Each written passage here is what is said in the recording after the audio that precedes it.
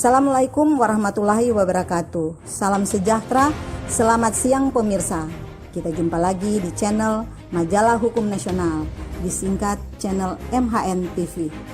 Pada hari ini, Rabu tanggal 19 Agustus 2020, masih di nuansa peringatan Hari Kemerdekaan Bangsa Indonesia yang ke-75.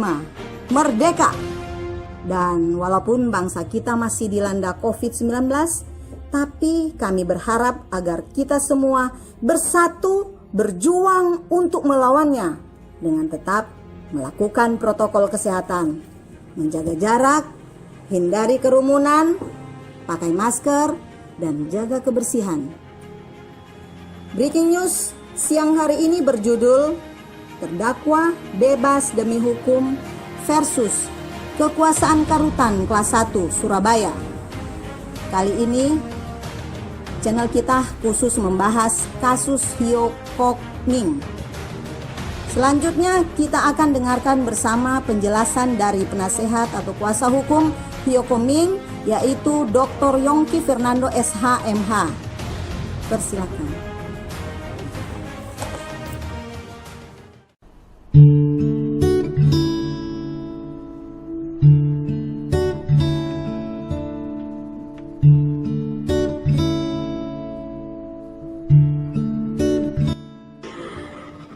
Assalamualaikum warahmatullahi wabarakatuh. Salam sejahtera, selamat siang kepada segenap bangsa Indonesia yang merupakan saudara setanah dan sebangsa. Di siang hari ini bertepatan pada hari Rabu 19 Agustus 2020. Kami memperkenalkan diri selaku pimpinan dari kantor hukum Yongki Fernando Rambe and Partners, berkedudukan di kota Kabupaten Tangerang, dalam kapasitas selaku kuasa hukum atas nama terdakwa Hyo Kok Ming, usia 58 tahun. Kami ingin menyampaikan sikap kami, antara lain dengan adanya suatu fenomenal yang baru beberapa hari yang lalu kami dapatkan. Namun sebelum fenomenal tersebut itu kami sampaikan, terlebih dahulu kami coba sampaikan mundur sejenak ke belakang, bermula dari peristiwa hukum sebelum menjadi peristiwa pidana.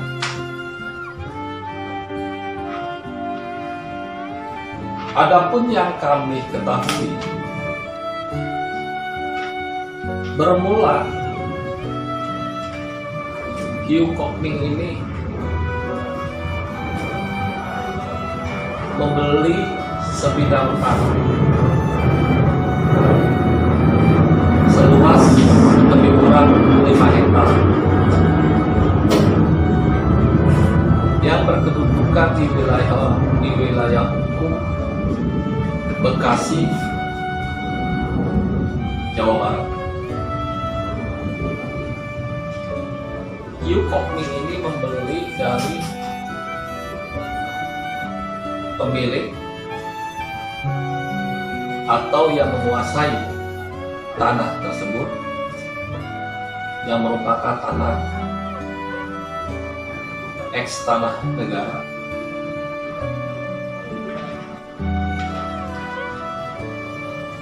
Yang dikuasai oleh salah satu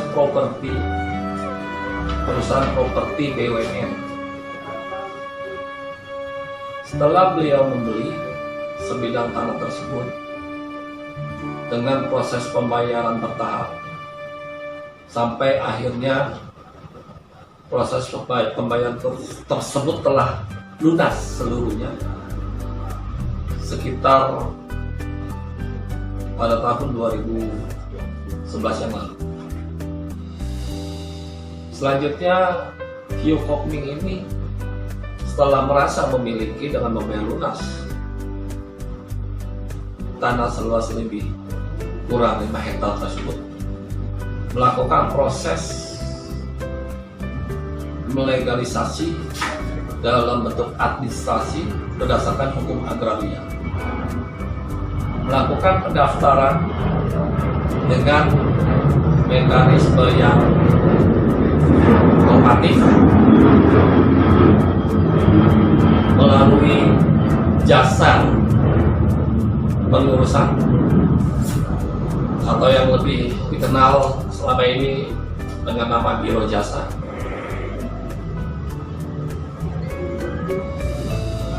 Selama dalam proses kepengurusan administrasi tanah tersebut itu untuk didaftarkan menjadi sertifikat hak guna bangunan, sejalan dengan waktu, Hyo Kwok-min ini juga membuka diri kepada siapapun yang berminat untuk menjadi peminatnya untuk membeli tanah tersebut. Singkat cerita, melalui mediator ada peminat, seorang pengusaha atau atas nama badan hukum pengusaha properti di Jawa Timur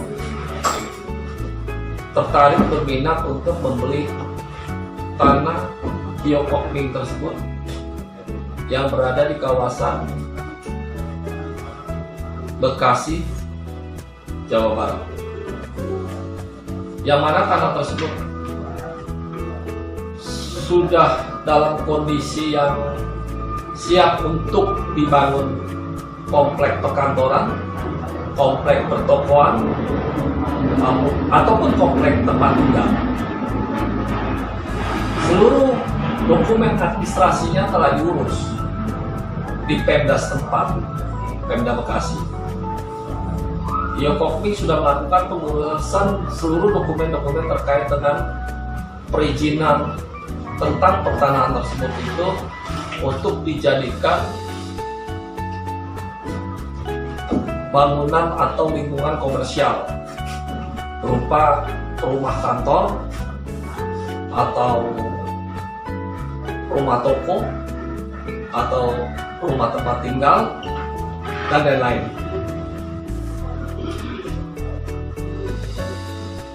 Dari hari ke hari, dari waktu ke waktu, setelah bertemu dengan peminat, pengusaha dan atas nama perusahaan properti di Jawa Timur ini, terjadilah perbincangan-perbincangan di sekitar wilayah hukum Bekasi, Jawa Barat dalam tawar-menawar, koreksi-mengoreksi terhadap dokumentasi tanah tersebut, sejarah tanah tersebut, hingga pada akhirnya tercapai kesepakatan transaksi jual beli. Transaksi jual beli terjadi di hadapan notaris dengan kondisional tanah tersebut masih dalam proses permohonan hak guna bangunan di kantor pertanahan Bekasi. Dengan disadari dan disepakati bersama, transaksional tersebut tercapai di hadapan notaris dengan membuat akte perjanjian jual beli dengan nominal sekitar 70 miliar untuk luas tanah lebih kurang 5 hektar. Sepakat para pihak pembeli memberikan terlebih dahulu uang senilai 30 miliar dengan pola pembayaran bertahap via transfer rekening bank. Dalam catatan perjanjian transaksional di hadapan notaris tersebut itu, poin-poin yang menjadi dasar pengikatan adalah: pertama, tanah tersebut dalam proses permohonan hak guna bangunan, dan apabila hak guna bangunan, sertifikat hak guna bangunan tersebut itu terbit, maka sisa daripada transaksional tersebut akan dilunasi di hadapan notaris, yaitu sisanya sebesar 40 lebih kurang 40 miliar. Nah, dengan komitmen, apabila terjadi keterlambatan penerbitan sertifikat tersebut itu, maka wajib hukumnya bagi Hyokokmi untuk membayar denda per harinya, per minggunya, per bulannya, sesuai dengan kesepakatan bersama. Maka komitmen tersebut dituangkan ke dalam akte notaris dalam bentuk PPJB tersebut. Singkat cerita, tercapailah kesepakatan jual beli tersebut itu yang dituangkan ke dalam suatu akte PPJB. Semua peristiwa dari mulai proses pra hingga pasca lahirnya PPJB tersebut itu berada di wilayah hukum Bekasi atau berada di wilayah hukum Pengadilan Negeri Bekasi.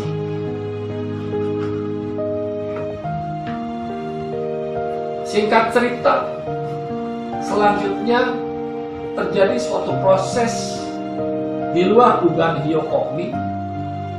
Sertifikat hak guna bangunan yang dimohonkan tersebut itu terjadi suatu kendala, yang mana akhirnya kendala ini berlarut-larut tak terselesaikan hingga mencapai waktu setahun 2 tahun, dan akhirnya menjadi permulaan perseteruan antara Hyokokmi selaku penjual dengan pembeli,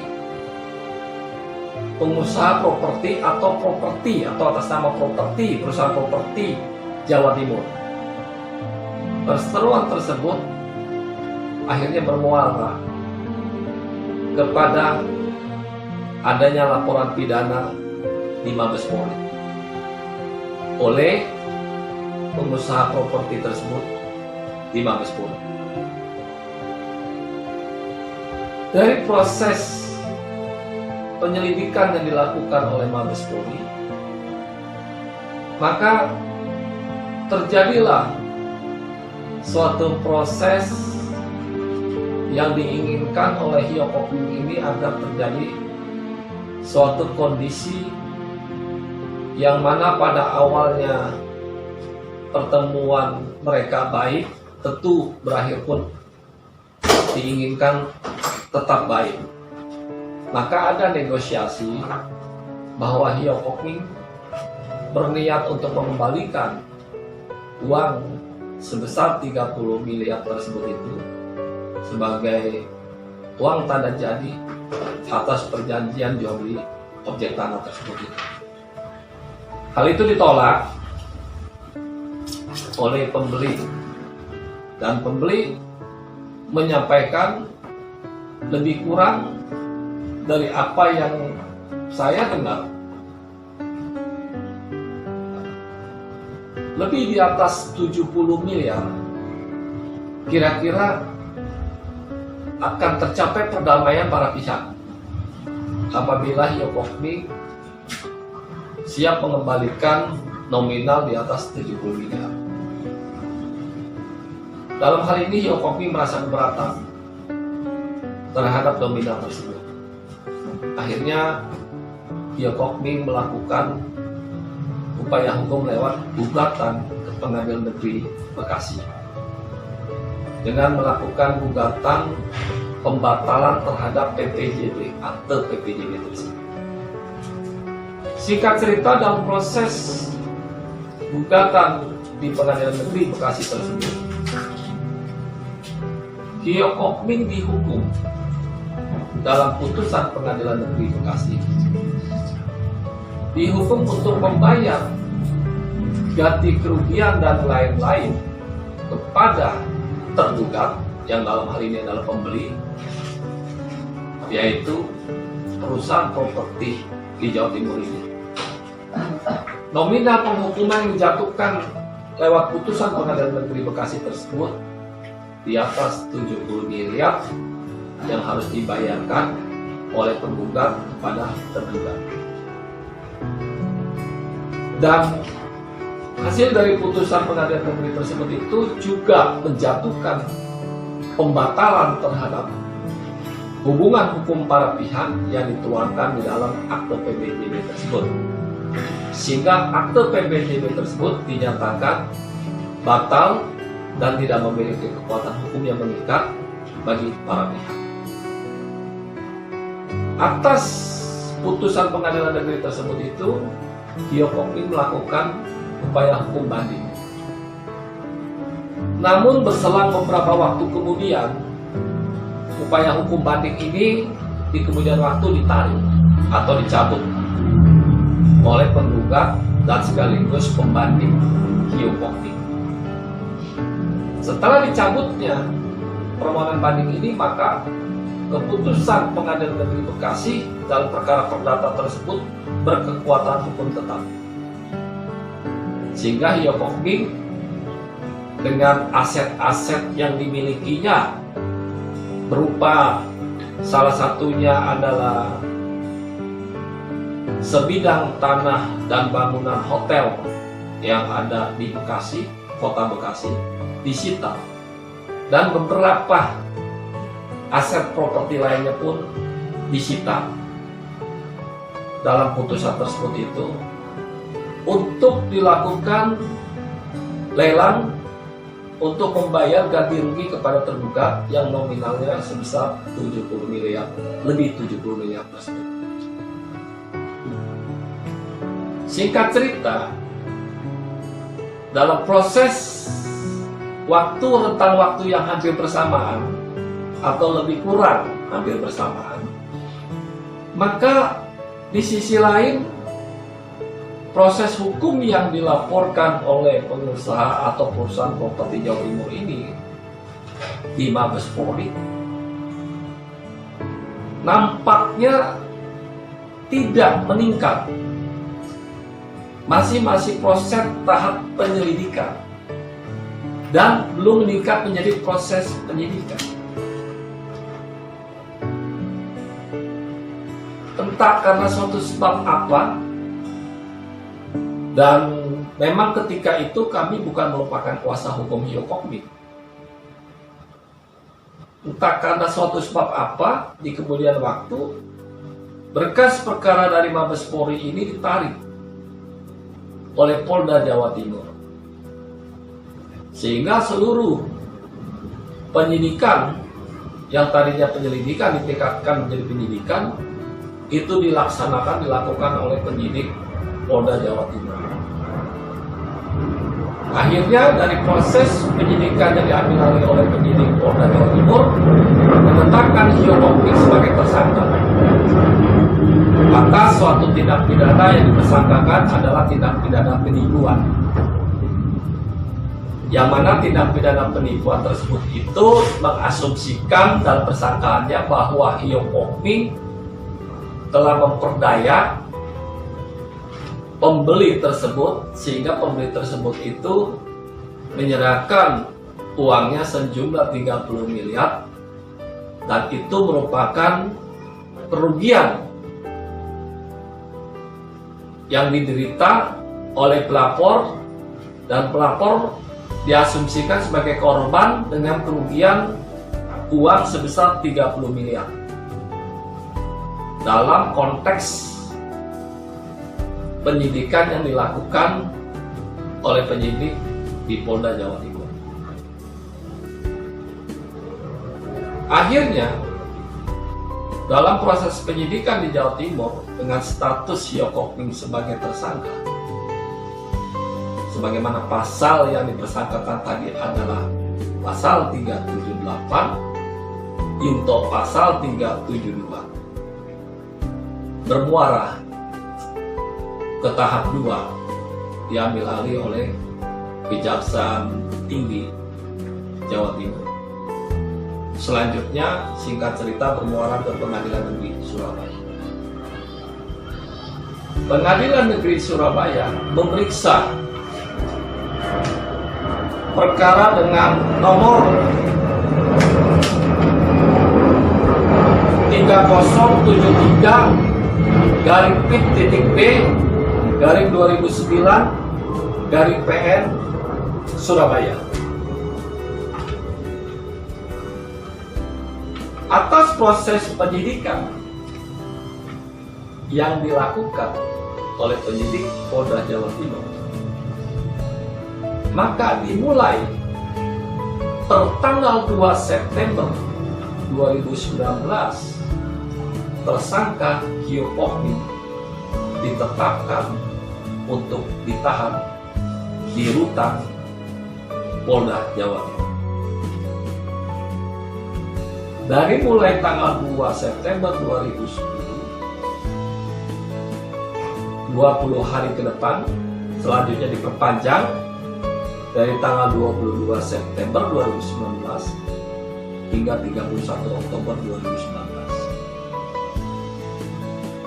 Dan pada tanggal 24 Oktober 2019, proses penyidikan diambil alih menjadi tahap 2 oleh Kejaksaan Tinggi Jawa Timur, dan tersangka Hyokokming diambil alih dan ditetapkan penahanannya sejak tanggal 24 Oktober 2019 oleh Kejaksaan Tinggi Jawa Timur selama 20 hari ke depan. Lalu pada tanggal 7 November 2019, sebelum berakhirnya masa penahanan 20 hari ke depan, Pengadilan Negeri telah menerima berkas pelimpahan dari Kejaksaan Tinggi Jawa Timur atas nama tersangka Hyokokming. Maka bergulirlah berkas tersebut itu diambil alih oleh Pengadilan Negeri Surabaya.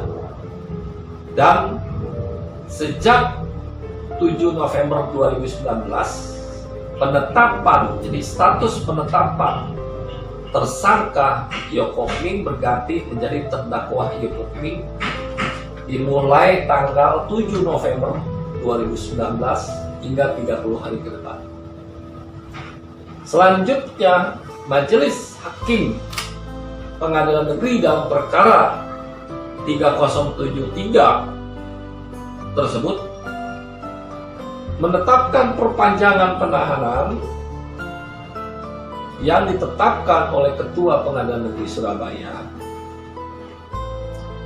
hingga sampai dengan 2 kali perpanjangan yang terakhir sampai dengan tanggal 4 Februari 2020.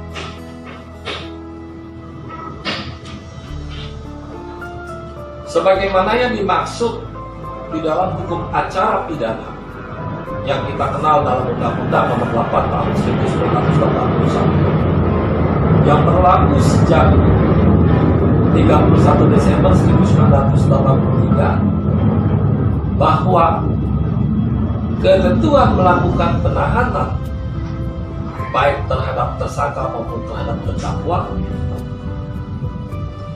dibatasi waktu penahanannya berdasarkan hukum acara tersebut. Pada tingkat penyidikan, penyidik berwenang melakukan penahanan selama 2 tahapan. Tahapan pertama untuk 20 hari, tahapan kedua untuk 40 hari, dan total maksimal penahanan itu hanya 60 hari pada tingkat penyidikan. Selanjutnya pada tingkat penuntutan oleh jaksa dalam pra penuntutan sebelum berkas tersebut itu dikirim ke pengadilan negeri, sesuai dengan hukum acara pidana kita, batas waktu penahanan itu dimulai tahap pertama untuk 20 hari dan tahap kedua untuk 30 hari, total maksimal penahanan untuk 50 hari. Dan saat pemeriksaan terdakwa di muka persidangan pengadilan negeri berwenang melakukan penahanan lewat penetapan terhadap terdakwa, terdiri 3 tahapan. Tahapan pertama untuk lamanya 30 hari, tahapan kedua untuk lamanya 30 hari, tahapan ketiga untuk lamanya 30 hari lagi, dengan total maksimum penahanan terhadap terdakwa adalah 90 hari. Nah, dari apa yang kami sampaikan tadi itu, terdapat suatu aturan hukum di dalam hukum acara pidana tersebut itu, yang mana pada pokoknya mengatakan, baik pada tingkat penyidikan, baik pada tingkat penuntutan, maupun pada tingkat pemeriksaan di pengadilan, batasan-batasan maksimum tersebut itu menjadi aturan hukum yang baku yang harus ditaati oleh siapapun. Dan apabila batasan waktu tersebut itu telah terlampaui, sebagaimana pada saat pemeriksaan di pengadilan negeri dengan total maksimum 90 hari lamanya, apabila dalam waktu 90 hari pengadilan negeri belum menjatuhkan putusan terhadap terdakwa, maka terdakwa harus dikeluarkan dari penahanan sementara tersebut itu atas nama hukum, atau dalam terminologi lain, terdakwa harus dibebaskan demi hukum pada batas waktu yang telah melampaui 90 hari lamanya. Nah, kami lanjut kembali kepada putusan yang dijatuhkan oleh Pengadilan Negeri Surabaya pada tanggal 28 Januari 2020, dan batas waktu penahanan terakhir adalah tanggal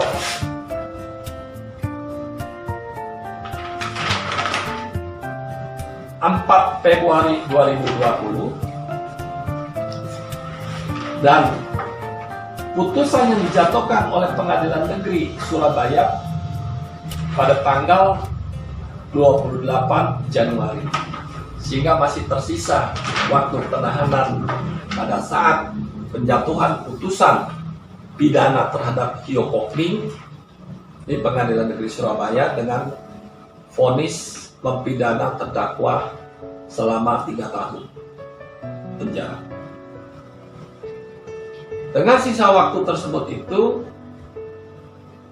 maka sikap dari terdakwa Hyo Kwok Ming yang dalam hal ini didampingi oleh penasihat hukumnya, yaitu bukan kami, menyatakan banding, upaya hukum banding, sehingga akhirnya berkas perkara tersebut itu diterima oleh Pengadilan Tinggi Surabaya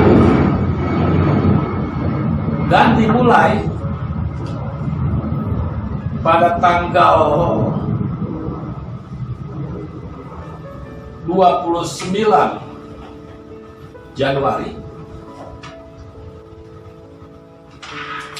Wakil Ketua Pengadilan Tinggi Surabaya menetapkan penahanan pertamanya, tahap pertamanya terhadap terdakwa Hyo Kwok Ming selaku pemohon banding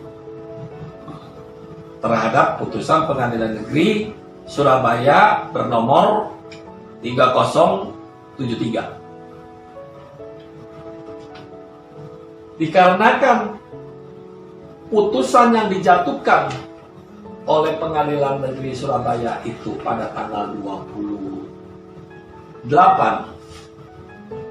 Januari 2020, maka Wakil Ketua Pengadilan Tinggi Surabaya dalam kapasitas pimpinan Pengadilan Tinggi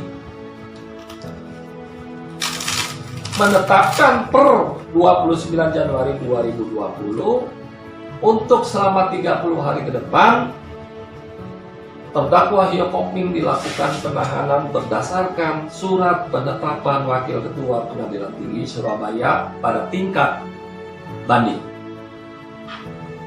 30 hari ke depan. Selanjutnya, dikarenakan proses perkara banding tersebut itu belum rampung menjatuhkan putusannya, maka dilakukan perpanjangan selama 2 tahapan. Yang akhir daripada tahapan perpanjangan tersebut berakhir pada tanggal 27 April 2020. Penetapan penahanan terhadap terdakwa Hyok Ok Ming berakhir sampai dengan tanggal 27 April 2020. Sesuai dengan hukum acara pidana, hal itu sesuai. Dari yang mulai tingkat pertama sebagai tersangka, sampai tingkat kedua menjadi terdakwa, sampai tingkat ketiga sekarang menjadi terdakwa dalam tingkat banding, itu semua telah sesuai dengan hukum acara pidana kita. Yang kita bisa baca itu mulai dari pasal 24, pasal 25, pasal 26, pasal 27, pasal 28 dalam hukum acara pidana kita. Nah, dalam konteks pasal 29 hukum acara pidana kita terhadap penahanan status tersangka terdakwa dapat dilakukan perpanjangan lagi untuk 60 hari lamanya dengan 2 tahapan 30 hari 30 hari apabila perkara tersebut yang menjadi dakwaannya ancamannya dengan ancaman pidana 9 tahun atau lebih, maka dapat dilakukan masa perpanjangan penahanan menggunakan pasal 29 hukum acara pidana kita itu dengan menambah batasan waktu penahanan dari total maksimum yang tadi kami telah sampaikan. Tetapi dalam konteks perkara Hyok Ok Ming ini, dikarenakan dakwaan bersifat tunggal, dengan pasal dakwanya adalah pasal 378 KUHP pidana, yang ancaman pidananya maksimal hanya 4 tahun, maka pasal 29 hukum acara pidana tersebut tidak dapat diberlakukan dalam perkara terdakwa Hyok Ok Ming. Sehingga sesuai dengan tahapan yang tadi kami telah sampaikan, bahwa kewenangan penahanan yang dilakukan pada tingkat penyidikan maksimum 60 hari, pada tingkat pra penuntutan maksimum 50 hari, pada tingkat pemeriksaan di pengadilan negeri maksimum 90 hari, dan pada tingkat peradilan tinggi dalam proses upaya hukum banding adalah 90 hari. Sejalan dengan hukum acara pidana tersebut, maka berdasarkan penetapan Wakil Ketua Pengadilan Tinggi Surabaya, maka pada tanggal 27 April 2020 adalah batas waktu terakhir penahanan terhadap terdakwa Hyok Ok Ming selaku pemohon banding. Singkat cerita, kami sampaikan bahwa di dalam perkara banding tercatat dalam register perkara banding nomor 350 garing PID PID garing 2020 garing PT Surabaya, Pengadilan Tinggi Surabaya, menjatuhkan putusan pada tanggal 16 April 2020.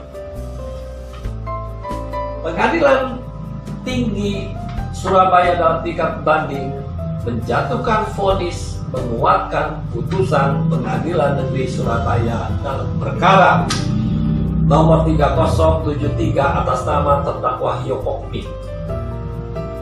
Atas putusan banding yang menguatkan putusan pengadilan negeri tersebut, putusan banding dengan nomor register 350 tersebut, maka Hyo Kok Min melalui penasihat hukum yang mana pada saat itu bukan kami, menerima putusan tersebut pada tanggal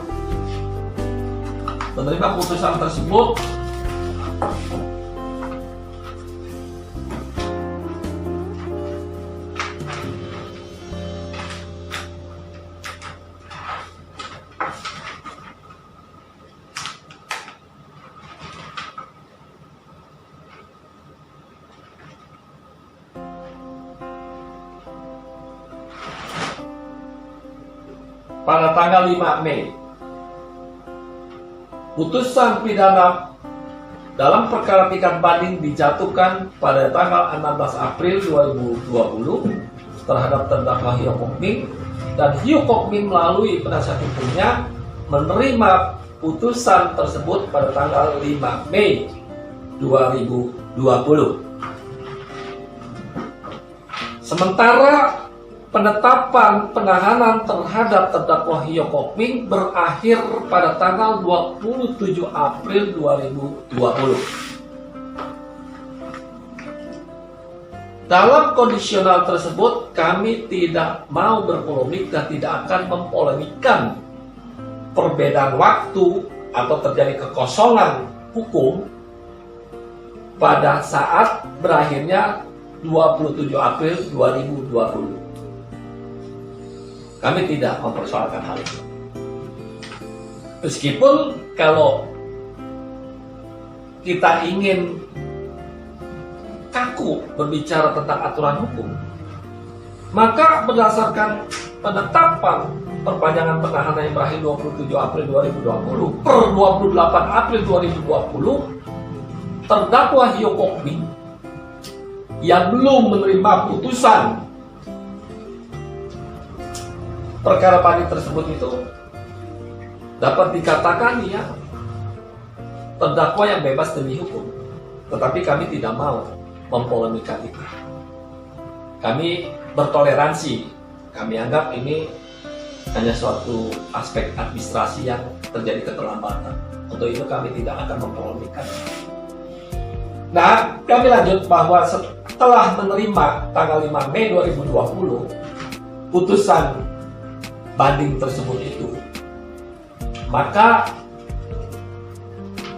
berselang waktu yang tidak melebihi batasan waktu yang ditentukan oleh hukum acara pidana kita, maksimum 14 hari untuk menyatakan sikap dari sejak tanggal 5 Mei tersebut, maka pada tanggal 13 Mei 2020 terdakwa Hyo Kok Min menyatakan mengajukan permohonan kasasi ke Mahkamah Agung terhadap putusan Pengadilan Tinggi Surabaya dalam register perkara pidana nomor 350. Sekaligus pada tanggal yang sama di 13 Mei 2020 tersebut itu,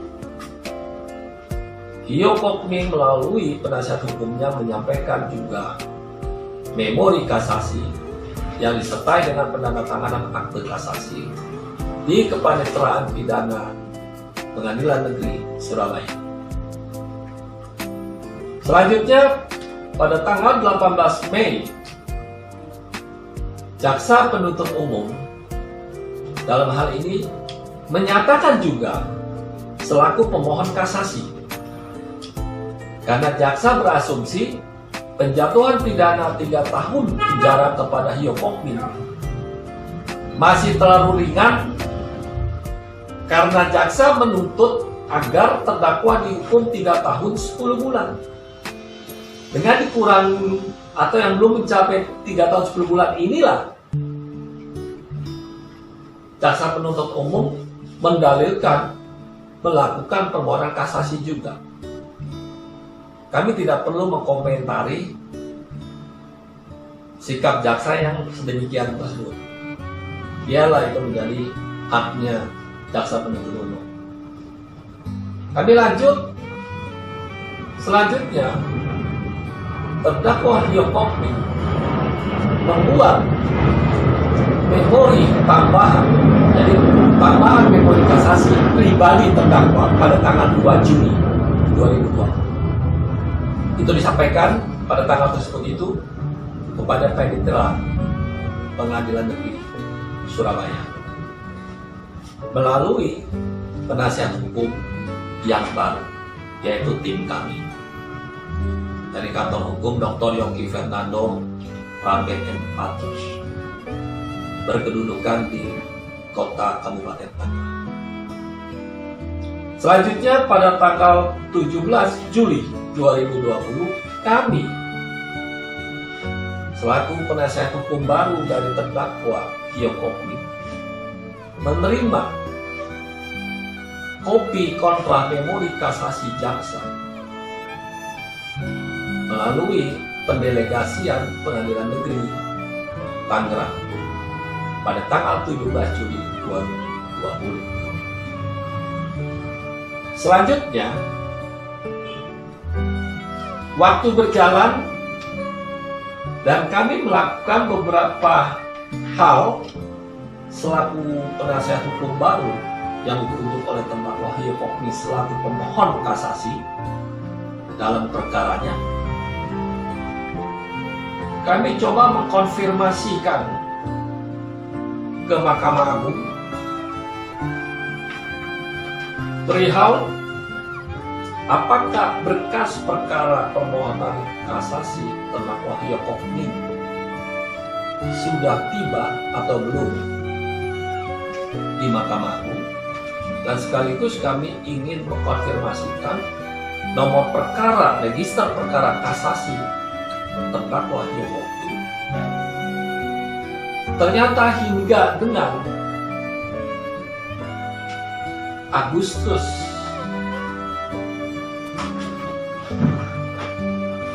tanggal 10 yang lalu, kami mendapatkan atau terkonfirmasi bahwa Mahkamah Agung belum memiliki register perkara atas nama terdakwa Hyok Ok Min. Artinya, permohonan kasasi atas nama Hyok Ok Min ke Mahkamah Agung hingga hari ini dapat kami simpulkan belum memiliki nomor register perkara.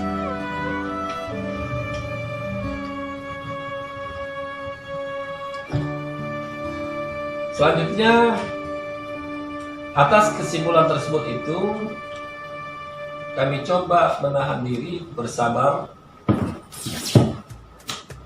hingga hari ini.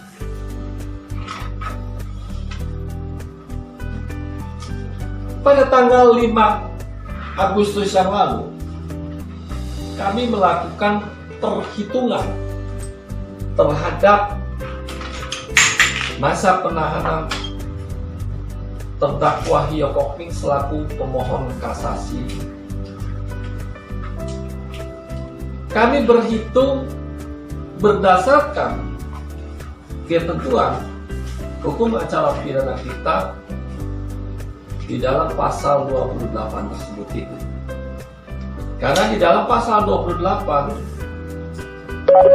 hukum acara pidana menekankan bahwa kewenangan melakukan penahanan terhadap terdakwa pemohon kasasi maksimum 110 hari.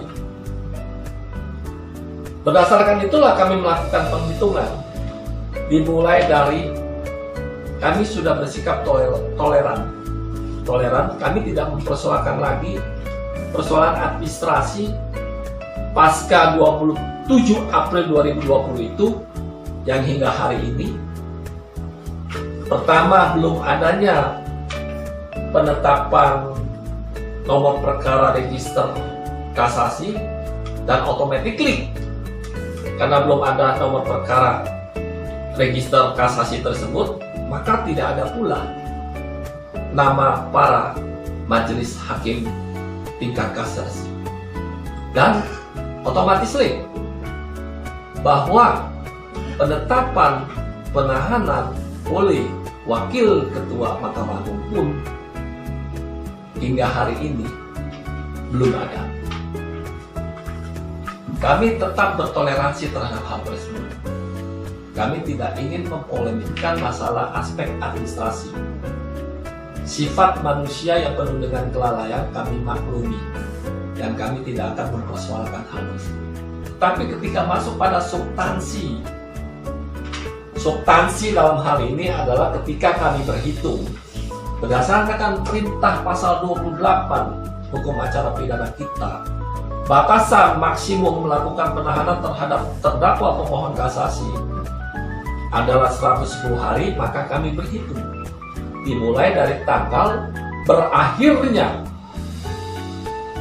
penetapan Wakil Ketua Pengadilan Tinggi Surabaya untuk penahanan terdakwa dalam tingkat banding akan berakhir, yaitu 27 April 2020. Maka kami sambung per 28 April 2020 kami asumsikan adanya penetapan dari Mahkamah Agung terhadap penahanan terdakwa pemohon kasasi pada tahap pertama, selanjutnya pada tahapan kedua, selanjutnya pada tahapan ketiga.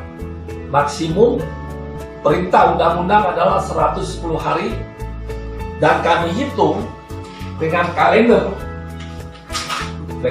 kami telah berhitung, maka dimulai per 28 April 2020 kewenangan Mahkamah Agung melakukan penahanan terhadap terdakwa Hyo Kok Ming selaku pemohon kasasi akan berakhir pada tanggal 15 Agustus 2020.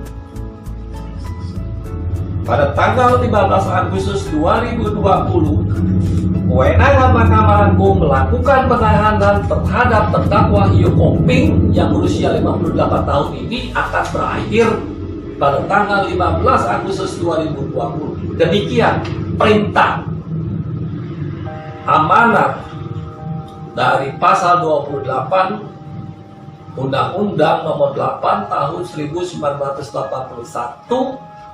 yang berlaku sejak 31 Desember 1983 hingga hari ini. Ketentuan itu masih berlaku dan mengikat semua pihak yang ada di Republik ini. Atas dasar hal tersebut itu, maka kami coba berkirim surat per 5 Agustus 2020. Surat ini pada pokoknya menyampaikan pemberitahuan kepada Kepala Rutan kelas 1 Surabaya bahwa terdakwa Hyo Kok Ming masa penahanannya berdasarkan perintah undang-undang dalam kapasitas terdakwa selaku pemohon kasasi berakhir pada tanggal 15 Agustus 2020. Informasi ini kami sampaikan melalui surat per 5 Agustus 2020 ini dengan tujuan agar kelalaian tidak terjadi pada pihak rutan. Namun setelah waktu berlalu, dengan beredarnya surat pemberitahuan ini yang kami tembuskan juga kepada Dirjen Lapas atau Dirjen Pas, Direktur Jenderal Pemasyarakatan di Jakarta, maka pada tanggal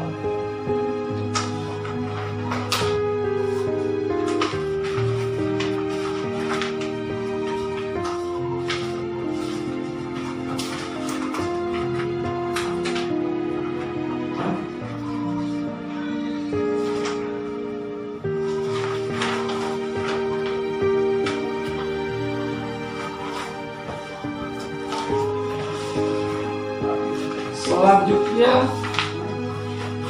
sejalan dengan waktu atas surat per 5 Agustus, lalu pada tanggal 13 Agustus 2020 ini, kami menerima surat jawaban dari Kepala Rutan kelas 1 Surabaya atas nama Bapak Handanu, bahwa beliau menyampaikan dalam suratnya pada pokoknya berdasarkan putusan pengadilan negeri dan putusan pengadilan tinggi. Dalam closing statement dari vonis tersebut ada frasa mengatakan terdakwa tetap ditahan.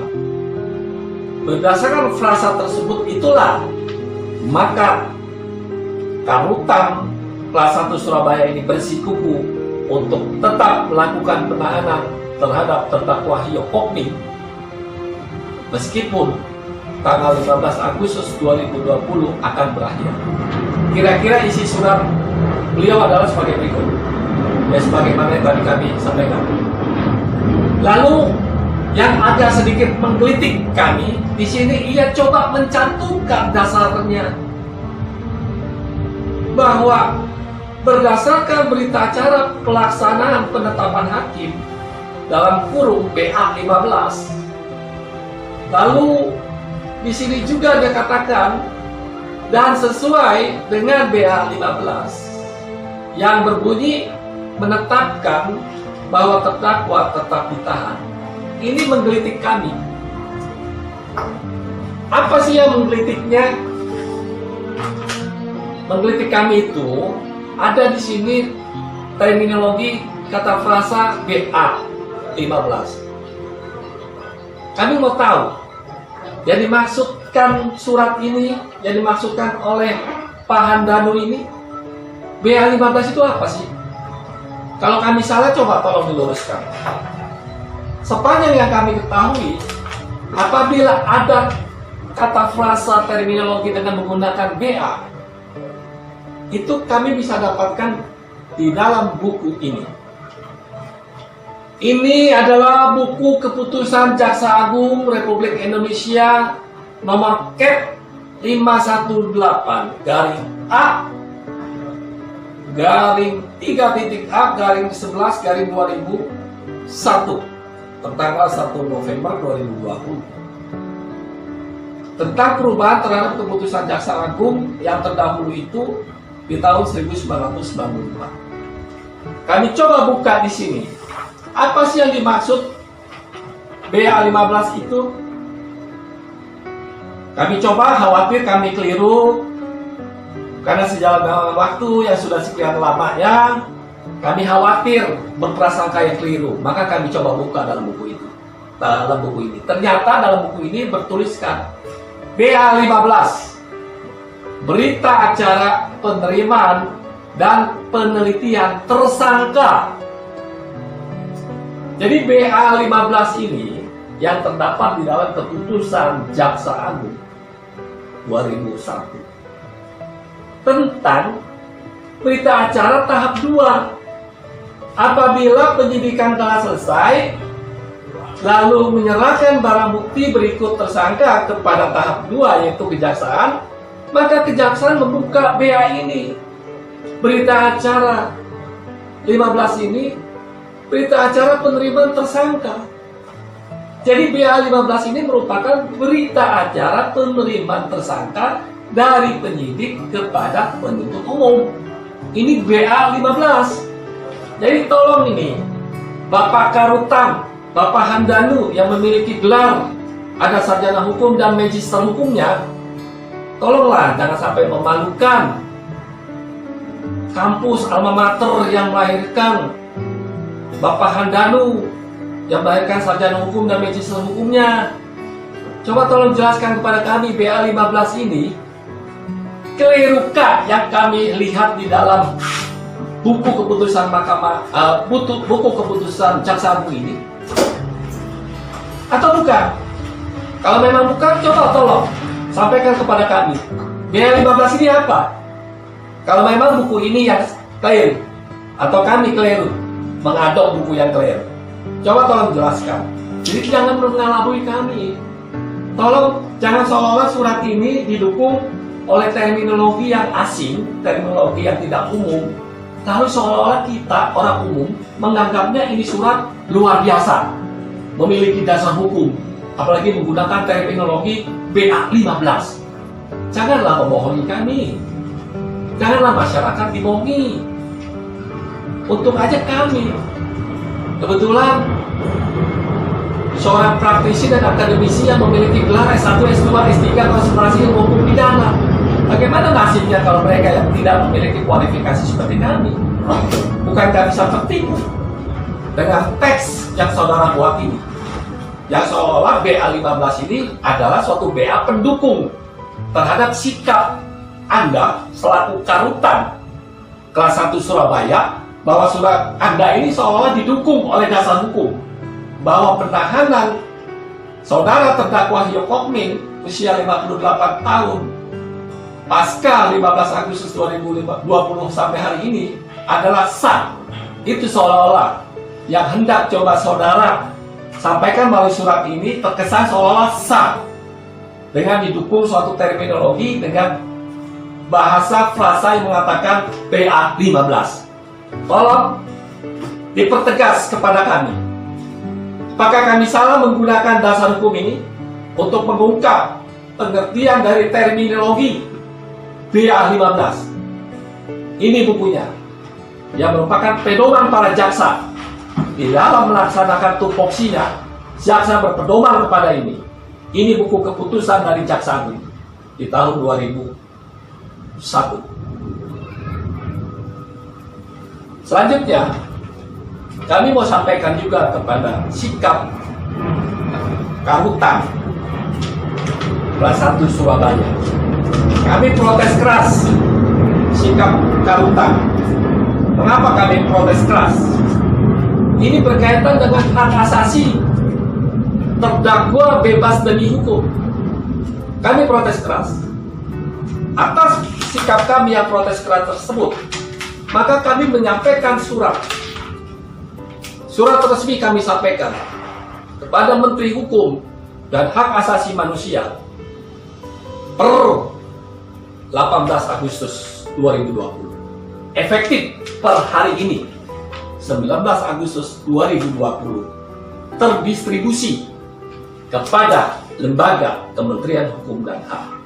Kami protes sikap dari surat jawaban Karutan kelas 1 Surabaya Bapak Handanu yang memiliki gelar pendidikan sarjana hukum dan magister hukum. Sikap protes kami tembuskan pula. Kami tembuskan pula antara lain di sini kami coba tembuskan pertama kepada Sekretariat Jenderal Dewan PBB di New York City. Dan kami juga tembuskan surat kami ini kepada lembaga-lembaga lainnya. Antara lain kepada Presiden Republik Indonesia,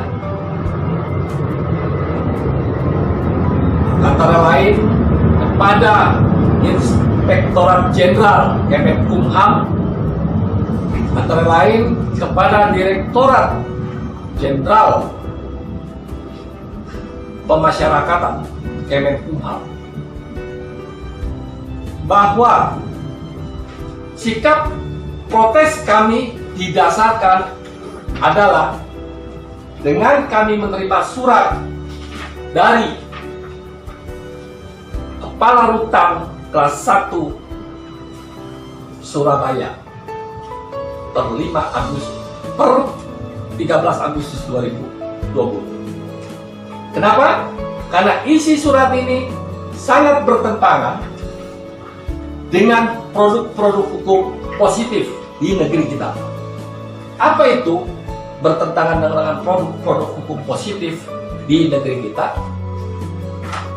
Kita bisa lihat terdapat di dalam pasal 28 dalam Kitab Undang-Undang Hukum Pidana kita. Dalam pasal 28 Kitab Undang-Undang Hukum Pidana kita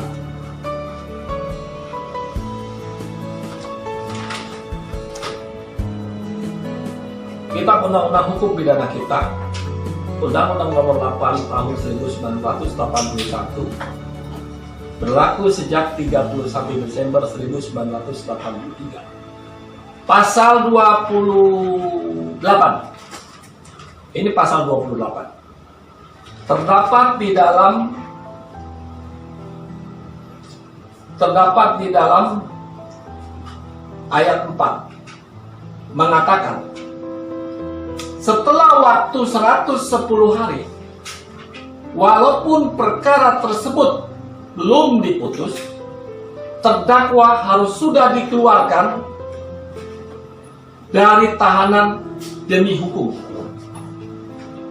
Kita bertanya, terdakwa yang mana ini menurut ayat 4 ini? Maka kita maju ke dalam ayat 1.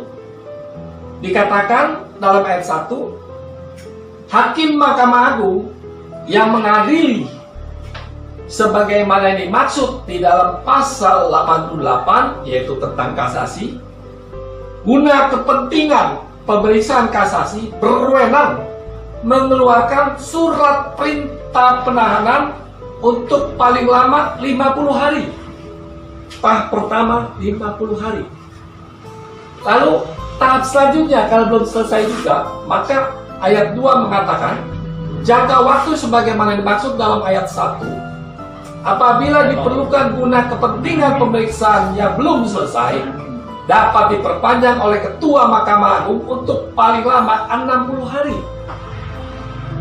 Sehingga total menjadi 110 hari di closing statement pada pasal 4. Setelah waktu 110 hari, walaupun perkara tersebut belum diputus, terdakwa harus sudah dikeluarkan dari tahanan demi hukum. Ini pelajaran siswa S1 yang kami ajarkan di kelas-kelas. Sangat dasar. Ini sangat dasar. Semester 3, semester 5, semester 7, itu sudah harus hafal di luar kepala tentang hal ini. Lah, bertentangan sekali dengan bunyi surat yang disampaikan per 13 Agustus 2020 oleh Kepala Rutan kelas 1 Surabaya yang memiliki gelar sarjana hukum, magister hukum. Sangat bertentangan dengan isi undang-undang yang tadi kami bacakan. Lalu kalau memang undang-undang itu belum dibaca, atau mungkin lalai dibaca, atau mungkin sungkan melaksanakannya, tapi kami coba mengajak Kepala Rutan dengan menggunakan pendekatannya adalah lembaganya punya aturan hukum sendiri. Ini lembaganya, Kementerian Hukum dan HAM, melahirkan peraturan Menteri Hukum dan HAM.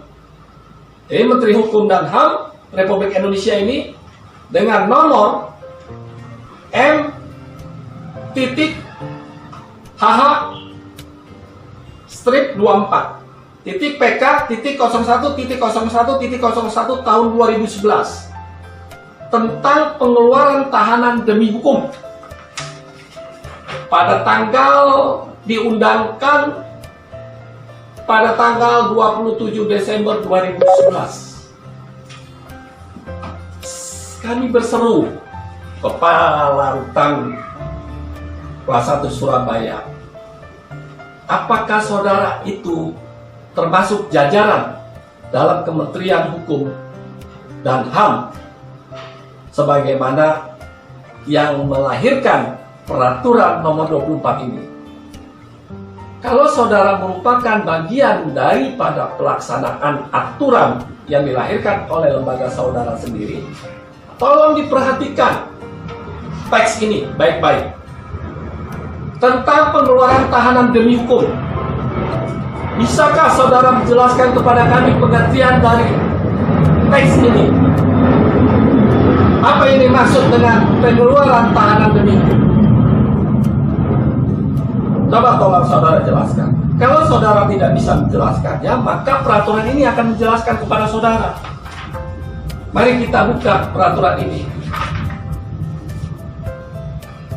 Kita mulai peraturan ini pada pasal 6 ayat 1.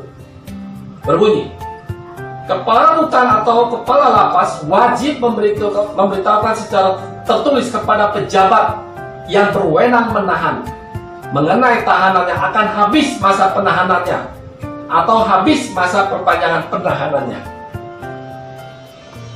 Jadi pasal 6 ini tidak mendukung pendapat saudara yang mengatakan bahwa saudara dapat menahan berdasarkan frasa perintah yang terdapat di dalam vonis yang belum memiliki kekuatan hukum tetap. Jadi vonis dalam perkara Pengadilan Negeri Surabaya maupun dalam Pengadilan Tinggi Surabaya tingkat banding itu belum memiliki kekuatan hukum tetap untuk saudara eksekusi.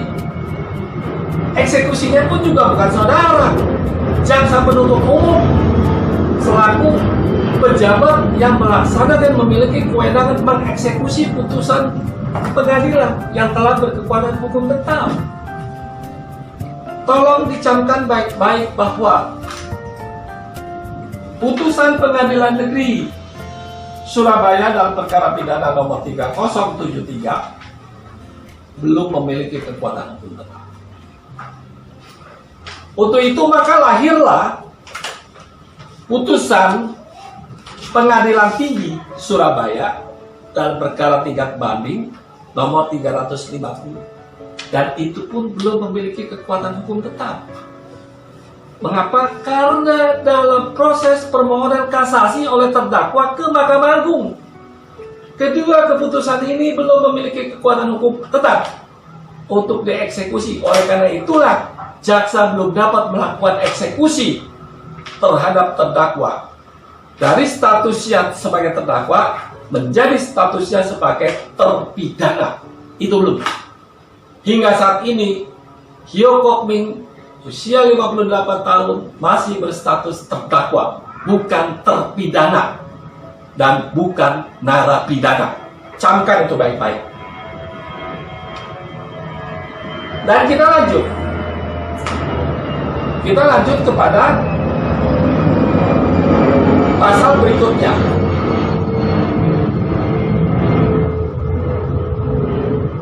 Di dalam pasal 6 ayat 3, di sini dikatakan kepala rutan atau kepala lapas wajib mengeluarkan tahanan demi hukum yang telah habis masa penahanannya atau habis masa perpanjangan penahanannya dalam ayat 3.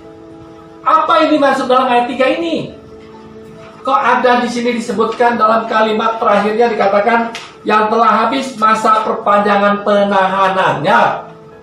Lah, kalau saudara mau mendasarkan kepada putusan pengadilan negeri, putusan pengadilan tinggi tersebut, di mana kalimatnya mengatakan di situ ada masa perpanjangan penahanannya? Tolong saudara sampaikan kepada kami, di mana ada teks yang mengatakan masa perpanjangan penahanan? Di mana itu? Apakah ada putusan vonis pengadilan negeri, pengadilan tinggi tersebut dalam vonis kalimat terakhirnya mengatakan masa perpanjangan penahanan terdakwa? Adakah itu? Nah, kalau tidak ada, itu bukan sesuatu yang harus saudara jadikan dasar untuk saudara bersikap menahan terdakwa sebagaimana terdakwa yang dimaksud di dalam peraturan Kementerian Hukum dan HAM ini.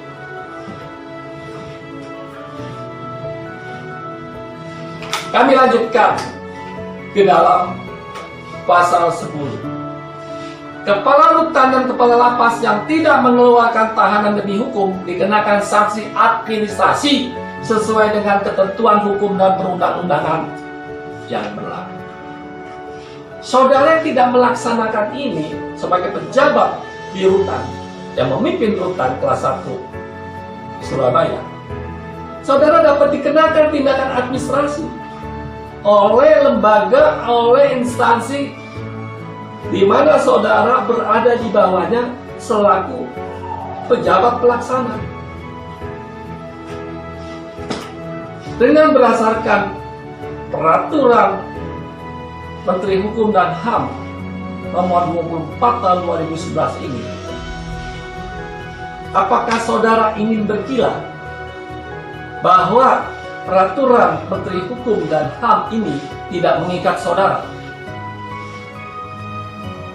Karena saudara mampu tidak melaksanakan perintah Undang-Undang Pasal 28 ayat 4 di dalam hukum acara pidana.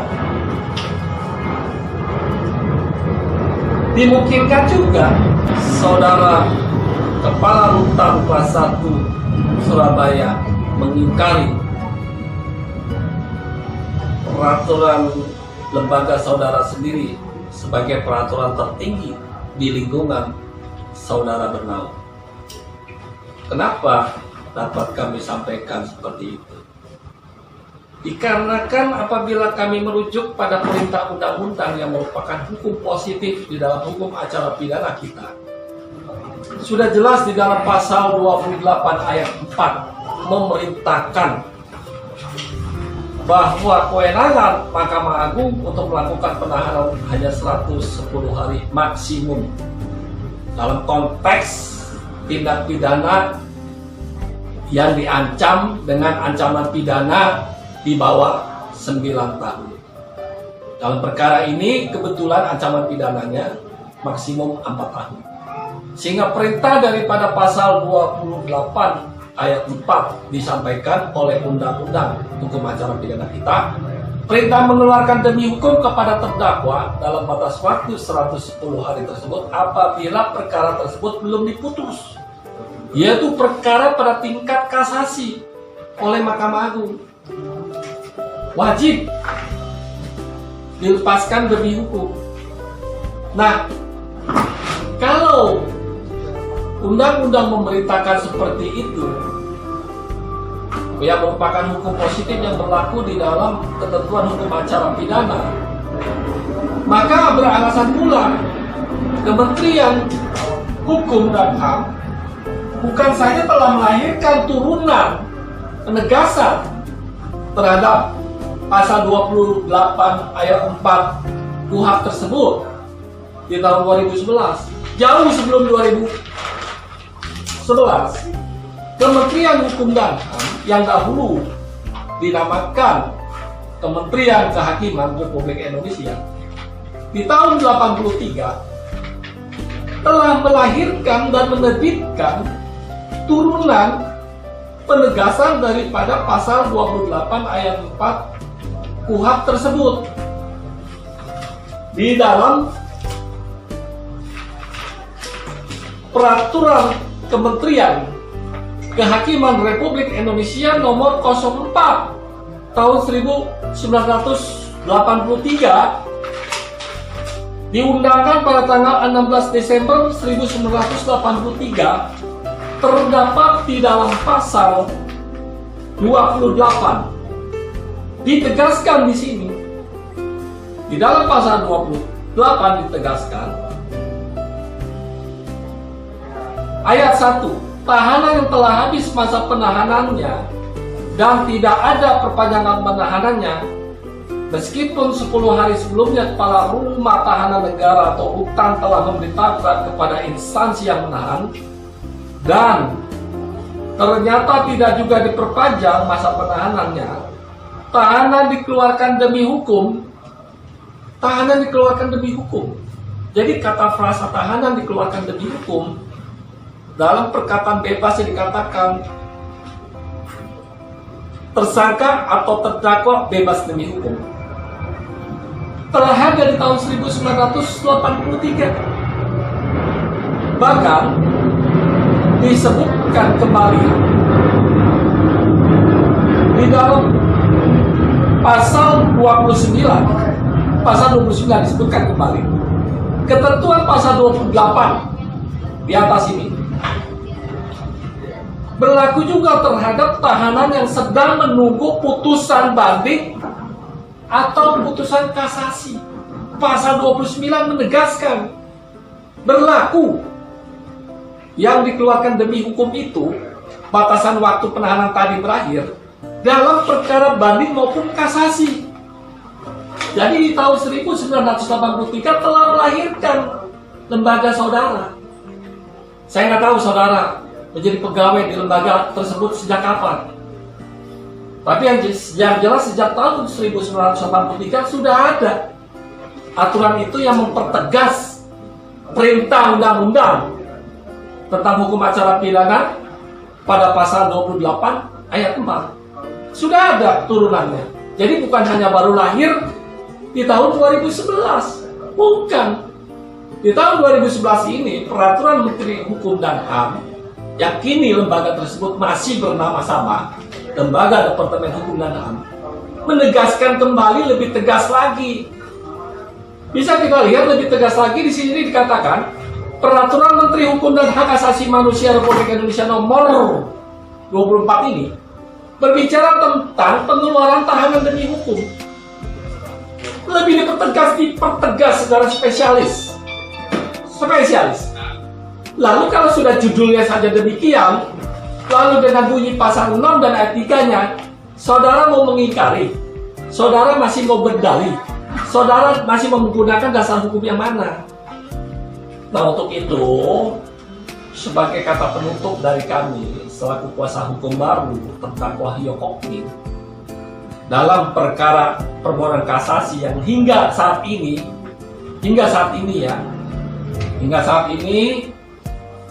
kami berkesimpulan hari ini Rabu 19 Agustus 2020 kami berkesimpulan Mahkamah Agung belum memberikan nomor register perkara kasasi permohonan atas nama terdakwa Hyo Kok Min.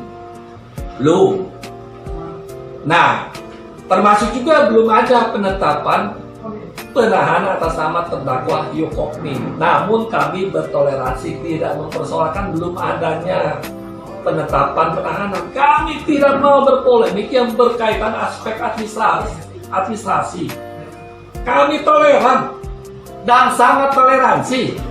Tidak ingin mempersoalkan kelalaian administrasi, tapi dalam hal substansi hak asasi manusia yang terkait perintah undang-undang nomor 8 tahun 1981 tentang hukum acara pidana pasal 28 ayat 3 jelas itu kita semua berkewajiban, siapapun yang ada di Republik Indonesia ini berkewajiban tunduk dan taat terhadap perintah pasal 28 ayat 4 tersebut, termasuk pada turunannya, di mana kementerian yang lembaga yang saudara sebagai bawahannya, sebagai pelaksananya, harus pula menundukkan diri terhadap peraturan Menteri Hukum dan HAM nomor 24 tahun 2011.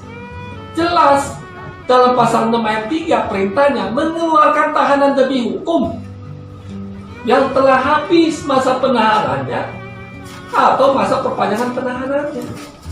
Jadi sebagai kata penutup dari kami, marilah kita fair dalam berhukum. Marilah kita jangan menggunakan pendekatan kekuasaan yang dibawa untuk ke jalan yang sesat. Kembalilah ke jalan yang lurus. Sebagai umat muslim, kami prihatin sekali apabila melihat perilaku-perilaku yang seharusnya agamis menjadi non-agamis, mengedepankan nafsu duniawi yang tidak berdasarkan hukum positif pula, melanggar hak asasi manusia yang khususnya dalam hal ini bernama terdakwa Hyo Kok Min berusia 58 tahun. Demikianlah apa yang kami sampaikan ini, dan apa yang kami sampaikan ini sikap progres kami pada hari ini. Kami online kami tidak semata-mata diam di tempat. Kami akan melakukan langkah lanjutan berikutnya, yaitu kami akan melakukan upaya hukum baik secara perdata maupun pidana, baik secara hukum nasional maupun hukum internasional. Kami coba melakukan langkah-langkah pendekatan terhadap lembaga-lembaga kekuasaan yang ada di tingkat nasional ini maupun yang ada di internasional. Maka karena ini berkaitan dengan hak asasi manusia yang harus kita hargai, kita hormati, kita junjung tinggi, dan kita wajib menegakkannya secara bersama-sama dengan pemerintahan ini. Demikian, terima kasih banyak. Kami ucapkan Assalamualaikum warahmatullahi wabarakatuh. Salam sejahtera, selamat siang, dan selamat bertugas. Demikianlah pemirsa, kita sudah dengarkan bersama ulasan dari Bapak Dr. Yongki Fernando SH.MH sebagai kuasa hukum kasus Hyoko Ming untuk menjadi perhatian para penegak hukum yang ada di Indonesia. Hukum harus ditegakkan sekalipun langit akan runtuh. Terima kasih, sampai jumpa di edisi berikut. Jangan lupa pemirsa, di like, di subscribe, dan dibagikan. Terima kasih.